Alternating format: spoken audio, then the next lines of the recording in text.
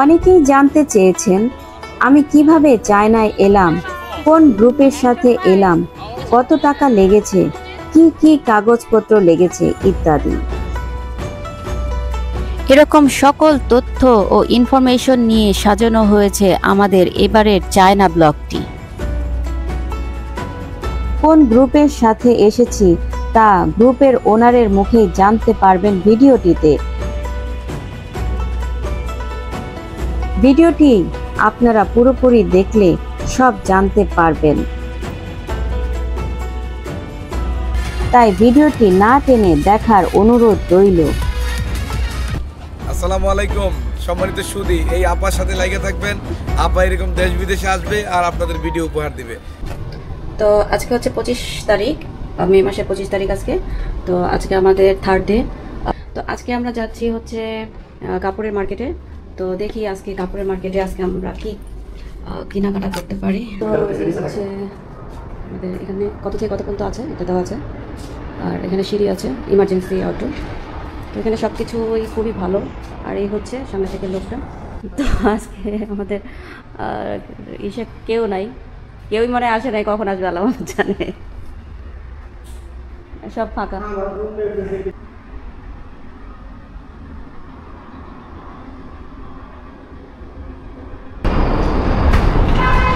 এই হচ্ছে আমাদের দোকানের নাম। আর এখানে স্ক্যানার রয়েছে, এখানে কার্ড ই করে সোয়াইপ করে যেতে হয়।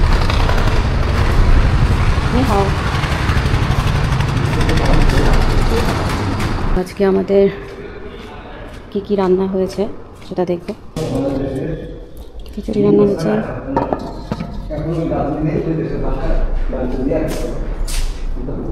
ডিম, হচ্ছে মাংস, হাঁসের মাংস। তো আমরা এখন চেক করে দেখবো খিচুড়িটা কেমন হয়েছে। আলহামদুলিল্লাহ খুব ভালো আছে। তো এটা হচ্ছে আমাদের হোটেলের বাহিরের পোর্শন। এটা রাস্তার একদম মেন রোডের সাথেই, তবে এয়ারপোর্ট থেকে অনেকটা দূরে। এই হচ্ছে আমাদের হোটেলের নাম। এটার জীবনযাত্রার মান কিন্তু অনেক উন্নত। আর তো এখানে একবেলা খেতে আপনাকে প্যাকেজ হিসেবে 50 RMB দিতে হবে। 50 RMB মানে হচ্ছে 800 টাকার উপরে। আমরা এখন মেট্রোতে করে যাচ্ছি একটি হোলসেল মার্কেটে। আমরা ডি দিয়ে এক্সিট করব। চায়নাতে মেট্রো ব্যবহার করলে সাশ্রয়ীভাবে ঘোরাঘুরি করা যায়। আমরা এখন যে মার্কেটে যাব সেটি একটি মুসলিম মার্কেট। এটা যেহেতু মুসলিম মার্কেট, এখানে সব রকম জিনিসই হালাল।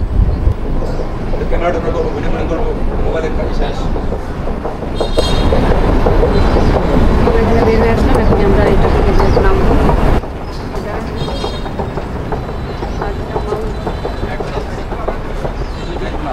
তো এটা একটা market, foreign trade luggage Cheung.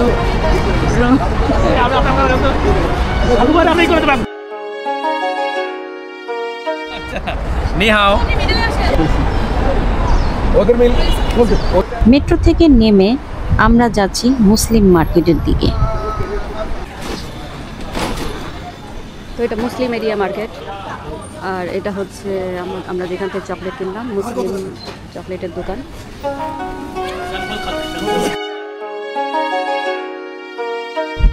মুসলিম এরিয়াতে আমরা এসেছিলাম এই চকলেটের দোকানটি থেকে চকলেট কেনার জন্য। এখানে প্রতিটি চকলেট থেকে আপনি খেয়ে চেক করে কিনতে পারবেন, যার ফলে আমরা সবাই প্রতিটা থেকে খেয়ে খেয়ে চেক করে দেখছিলাম, কেননা সবার টেস্ট কিন্তু একরকম হয় না। আর এখানে বিভিন্ন ধরনের এবং আকর্ষণীয় চকলেট দেখে তো আমার মাথা পুরোই নষ্ট হয়ে যাওয়ার উপক্রম হয়েছে। মুসলিম অধ্যুষিত মার্কেটটিতে নাইজেরিয়ানদের সংখ্যাই আমি বেশি দেখেছি। নাইজেরিয়ানরাও কিন্তু মুসলিম, তো তাদের সংখ্যাটা এখানে অধিক। এটা বুলেট ট্রেন, যেহেতু এখনও চড়তে পারিনি তাই দেখে স্বাদ মিটাচ্ছি। তো আমরা এখন উপরে উঠে গেলাম। তো এখান থেকে আমরা সিটি ট্যুরে বেরোবো। তো এখন কিন্তু সময় বাজে হচ্ছে 6:45।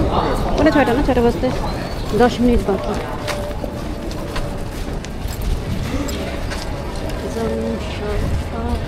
张生吧。你好，你好。ফ্লোরটা কত সুন্দর করে ডিজাইন করে সিটি টুর করব। অনেক সুন্দর লাগছে। এখানেও কিছু জায়গা রয়েছে।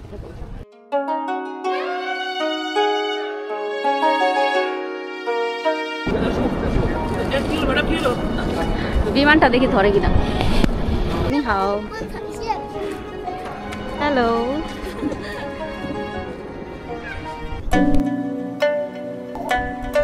অনেকেই জানতে চেয়েছেন আমি কিভাবে চায়নায় এলাম, কোন গ্রুপের সাথে এলাম, কত টাকা লেগেছে, কি কি কাগজপত্র লেগেছে ইত্যাদি। এখন আমি সেই সকল প্রশ্নের উত্তর দিব ইনশাআল্লাহ। আমাদের ট্যুর প্যাকেজটি ছিল আসা যাওয়া 2 দিন সহ মোট 7 দিনের একটি প্যাকেজ ট্যুর। প্রথমে বলবো কি কাগজপত্র লেগেছে। যেহেতু আমি বিজনেস ভিসায় এসেছি, তাই চায়নায় আসতে আমার যে কাগজগুলো লেগেছে তা হলো trade licence, business pad, visiting card, ছবি, passport, bank statement, bank solvency, NID ইত্যাদি।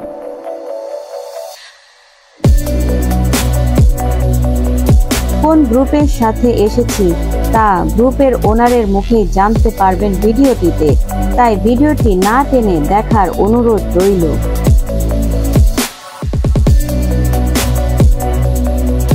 তবে একটি কথাই বলবো, এই গ্রুপের সাথে আপনারা নিশ্চিন্তে চায়নায় আসতে পারেন, কেননা এই গ্রুপের যে ওনার সে অনেক ভালো একজন মানুষ।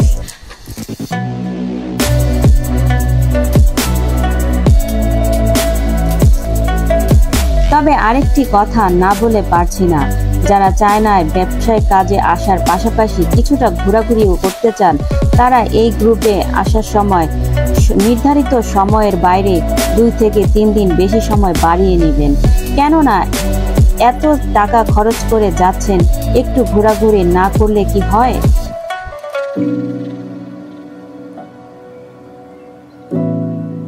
গ্রুপের প্যাকেজ ছিল 80,000 টাকা। এর মধ্যে যা অন্তর্ভুক্ত ছিল না তা হচ্ছে ভিসা ফি আর দুপুরের খাবার এবং ব্যক্তিগত সকল খরচ।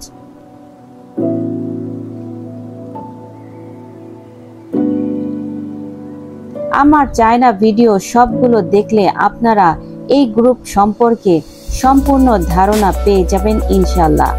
যেমন কেমন খেলাম এই গ্রুপে এসে, কেমন হোটেলে থাকলাম, কিভাবে যাতায়াত করলাম, গ্রুপের সার্ভিসই বা কেমন ছিল ইত্যাদি।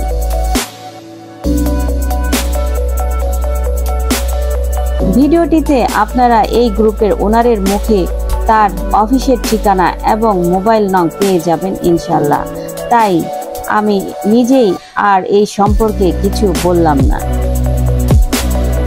এই হচ্ছে বিশ্বের উঁচু উঁচু দালান। এখানে তো এটা হচ্ছে মেট্রো লাইন স্টেশন, আর এটা হচ্ছে এলইডি, সবচেয়ে বড় বড় এলইডি এগুলি। তো আমরা এখানে যাচ্ছি 7-Eleven-এ, আর এই বিল্ডিংগুলো কিন্তু অনেক উঁচু উঁচু বিল্ডিং।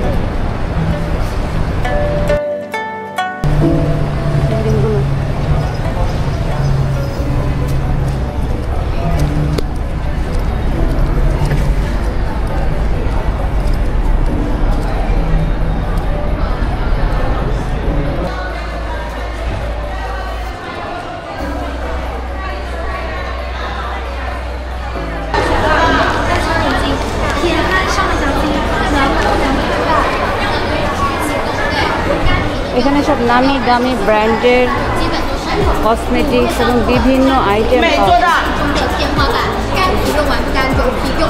লাইক করতেছে, বিভিন্ন কসমেটিক্স।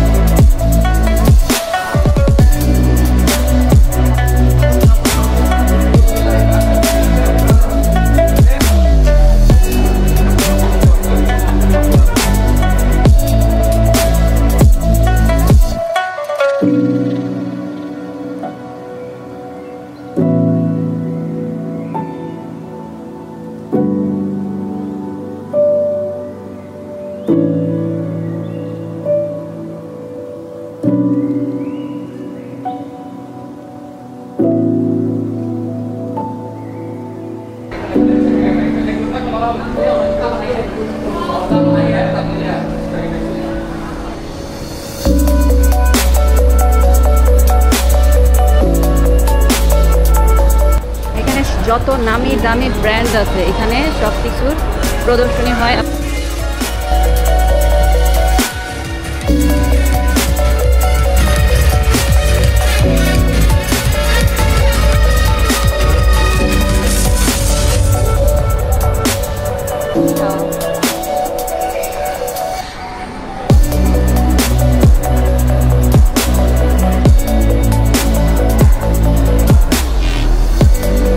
খাঁচার মধ্যে এরকম কাজ, তার মধ্যে আরেক খাঁচা।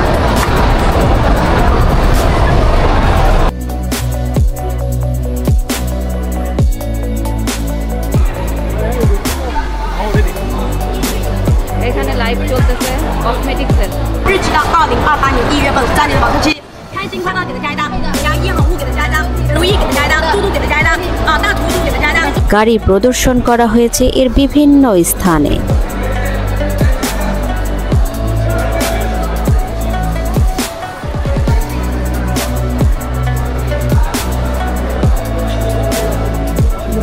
গাড়িগুলি প্রদর্শন হয় অন্য কোনো দিকে তার ফোকাস। ওনাকে কিন্তু কয়েকজন ভিডিও করছে কিন্তু উনি কিন্তু কোনো দিকেই তাকাচ্ছেন এইভাবে লাইভ করবে।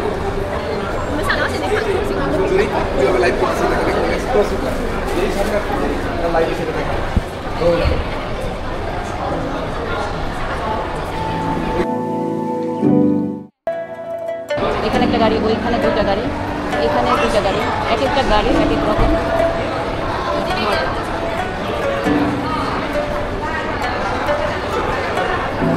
মার্কেট যেখানে প্রতিটি প্রোডাক্টের স্যাম্পল এমনভাবে রাখা হয়েছে যার গুণগত মান চাইলেই যে কেউ দেখে অর্ডার করতে পারে।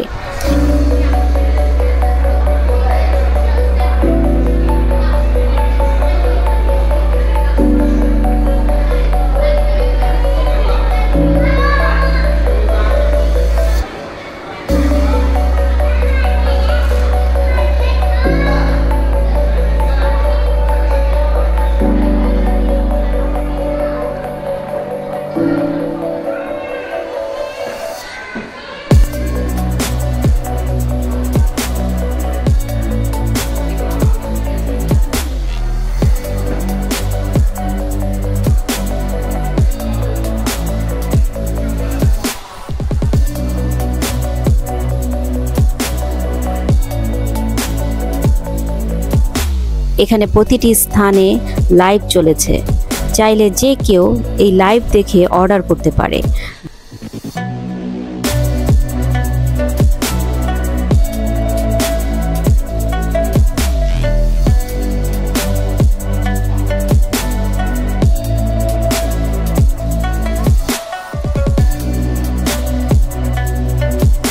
এখানে সকল প্রকার প্রোডাক্ট কোম্পানি যখন প্রথম লঞ্চ করে তখন এইখানে প্রদর্শন এবং লাইভের মাধ্যমে প্রচার করা হয়। আর প্রচার মানেই তো প্রসার, তাই না? এখানে প্রতিটি কোণে কোণে লাইভ হয়েছে এবং বিভিন্ন প্রোডাক্টের সেলফগুলো খালি পড়ে আছে, চাইলে যে কেউ এইখান থেকে কসমেটিক্সগুলো ব্যবহার করেও দেখতে পারে।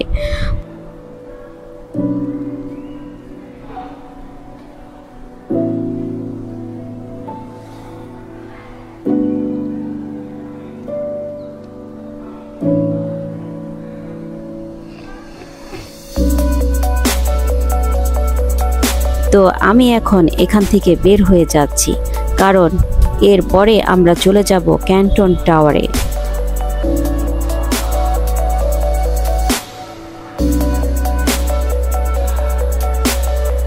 এটা কি চিনতে পারতেছেন? এটা হচ্ছে একটা মেয়ের ঠোঁট লিপস্টিক দিয়ে। এটা জাস্ট কসমেটিক্সের শোরুম। তো এখানে হাই ক্লাস কসমেটিক্স সেল হয়।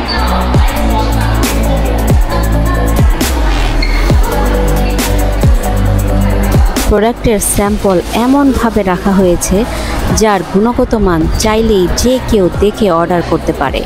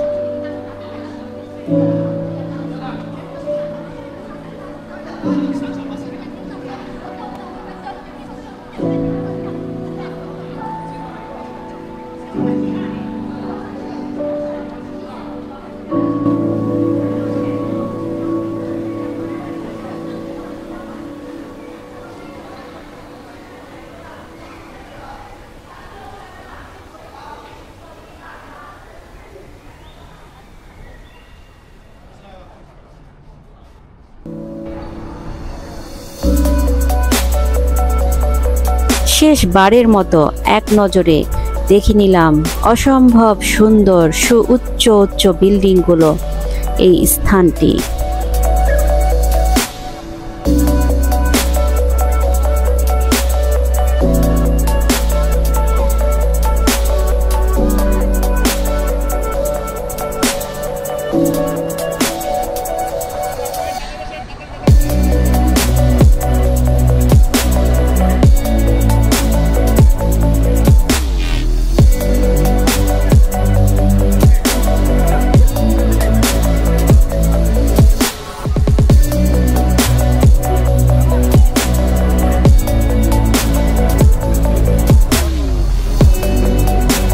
চলুন আমরা এখন রাস্তা পার হব।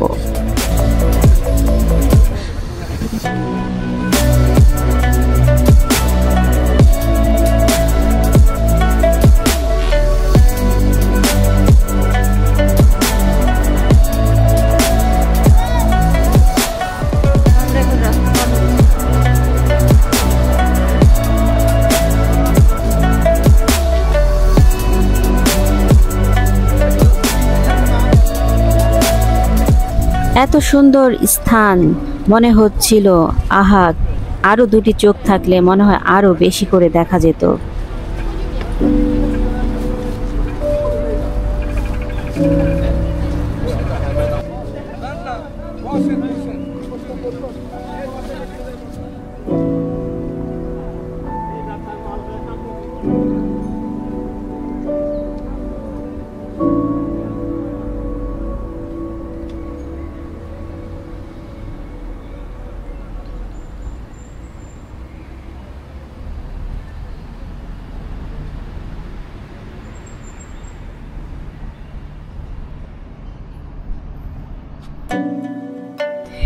যে রোডটি ধরে হেঁটে চলেছি এটির নাম ওয়াইশিয়া রোড।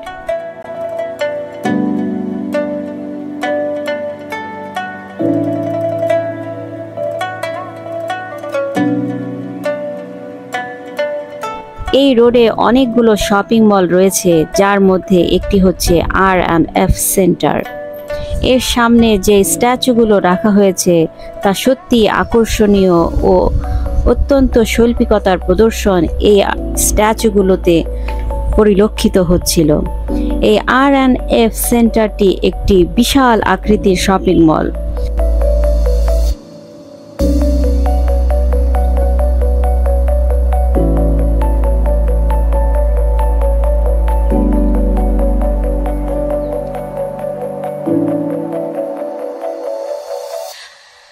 মার্কেটের সামনেই রয়েছে ডলফিন ফোয়ারা।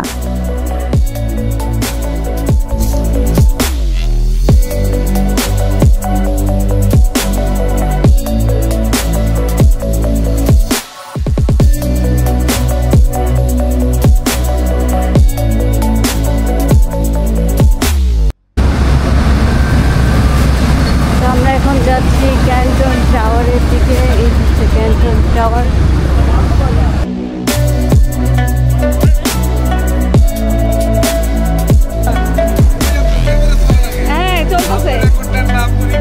আপনারা তো দৌড়াতে, আমি তো পিছনে দৌড়াতে অস্থির।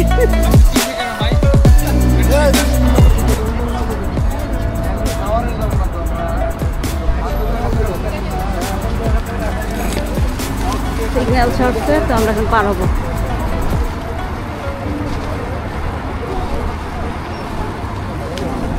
এই পায়ের চিহ্ন চলতেছে মানুষের, তার মানে এখন পার হওয়া যাবে। এটা লাল হয়ে গেলে আর পার হওয়া যাবে না।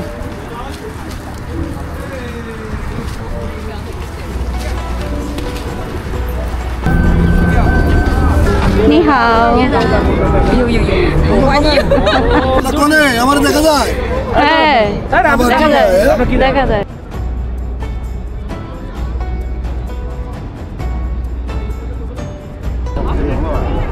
ওখানে কেউ একজন ড্রোন উঠাইছে।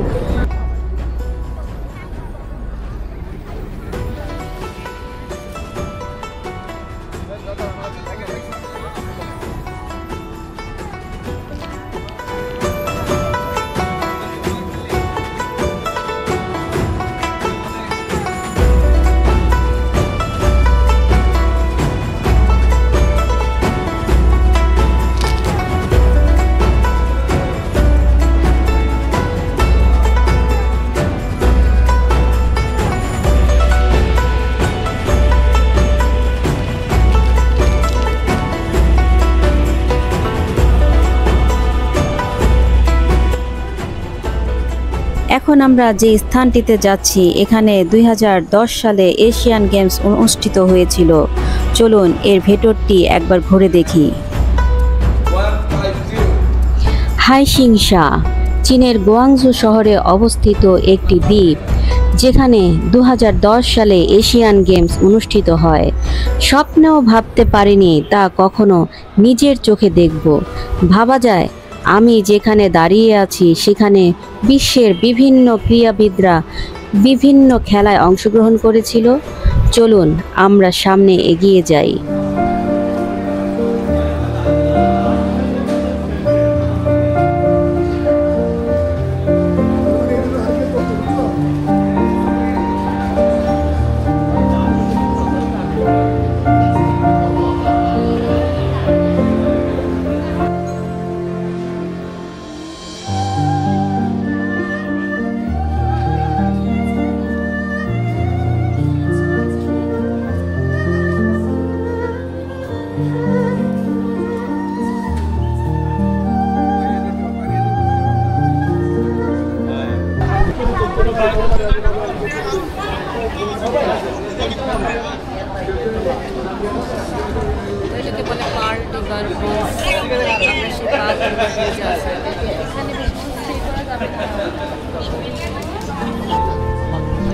এই রেস্টুরেন্টের নাম শহরে ক্যাম্পিং টারবান, যা পার্ল নদীর তীর ঘেঁষে অবস্থিত।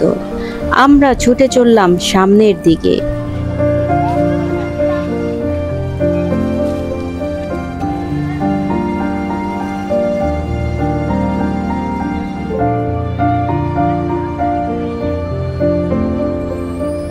সেখানে দেখা যাচ্ছে কিছু চাইনিজ স্টুডেন্ট আলাপচারিতায় ব্যস্ত। চলুন তাদের দিকেই যাই। Hello hello, action 5। অ্যাকশন 5 এটা। আসসালামু আলাইকুম সম্মানিত সুধী, এই আপার সাথে লাগে থাকবেন। আপা এরকম দেশ বিদেশে আসবে আর আপনাদের ভিডিও উপহার দিবে। আর এই ভিডিও উপহার পাইতে হলে এই দেশ বিদেশ আবার আপা নিবে না, দেশ বিদেশ নিয়ে যাবে আপনাদেরকে বুঝাই প্যান্ডার ভাই। এই বুঝাই প্যান্ডার ভাইতে যোগাযোগ করতে হবে এবং আমার সঙ্গে যোগাযোগ করতে হলে কি করতে হবে জানেন? বাংলাদেশের রাজধানী মতিঝিলের পাশে টিকাটুলি একটা অফিস আছে, ওই অফিসে আসতে হবে, অথবা আমাদের মোবাইল নাম্বার 01618450580 এই নাম্বারে যোগাযোগ করবেন। আর আপার পেজে লাইক শেয়ার দেওয়ার পাশাপাশি হুজাইফ এন্টারপ্রাইজ পেজে লাইক শেয়ার ফলো দিয়ে সাথেই থাকবেন ইনশাআল্লাহ।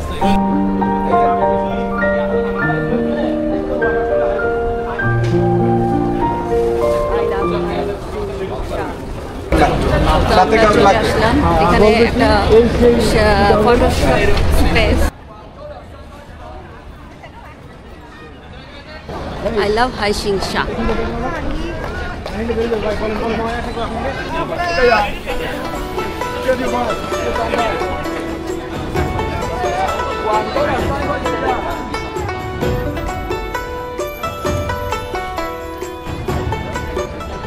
এটাই হচ্ছে সেই পার্ল নদী, যেটা ঘিরে চলেছে এই ব্রিজটা কিন্তু অনেক সুন্দর লাইটিং করা।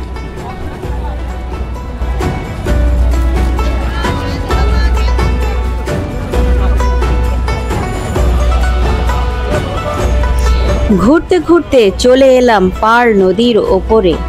ভাবা যায় যে নদীর উপরে দাঁড়িয়ে রয়েছি তা চীনের দ্বিতীয় বৃহত্তম নদী। এটি গুয়াংজু প্রদেশের একটি গুরুত্বপূর্ণ নদী। স্থানীয়দের কাছে এটি মুক্তা নদী নামেও পরিচিত, কারণ এর তীরে একটি পাথরের দ্বীপ রয়েছে যা দেখতে মুক্তার মতোই অদ্ভুত সৌন্দর্য।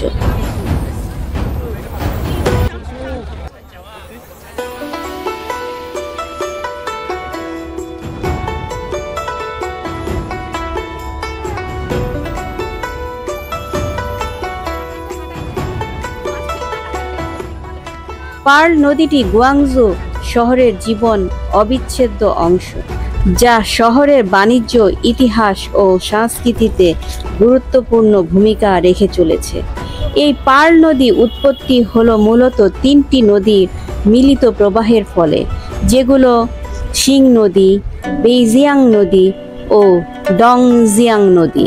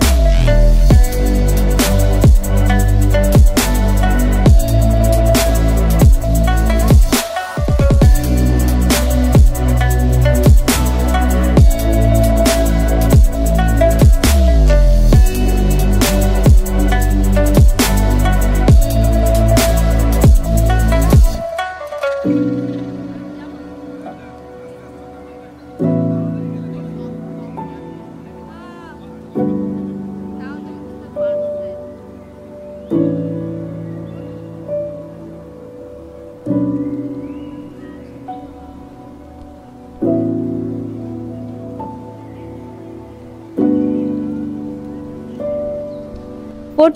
কাছে পার্ল নদীর উপর দিয়ে ক্রুজে করে এর অপরূপ সৌন্দর্য দেখা সত্যি এক অসাধারণ অনুভূতি।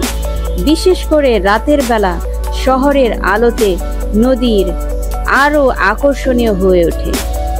এছাড়াও ইউহিউং পার্ক, জেনহাই টাওয়ার এখানকার অন্যতম দর্শনীয় স্থান।